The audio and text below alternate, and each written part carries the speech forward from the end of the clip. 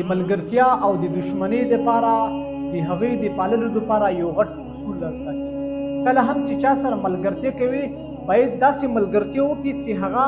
د کوم محبت او مینه ورکوي هغه د درمیانه طریقې سره مینه وي. ځکه که ته چېرته یو چا ته داسې محبت ورکړي چې هغه محبت یو انتها ته رسېدلی وي او د تا په زړه کې د تا په وجود کې دومره محبت بیا پاتې نه شي چې ته نور محبت هم ورکړي او هغه مقابل څه کوم دی هغه به تا نه د نور محبت تمه کوي چې کله تمه کوي تا سره نور محبت موجود نه وي نو لحاظ هغه به د تا نه نفرت پیدا وکړي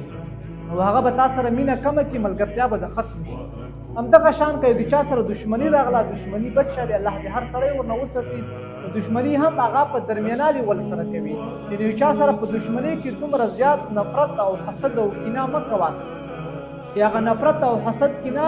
دومره انتها ته ورسېږي چې تا بیا د قتل او قتال ته ورسوي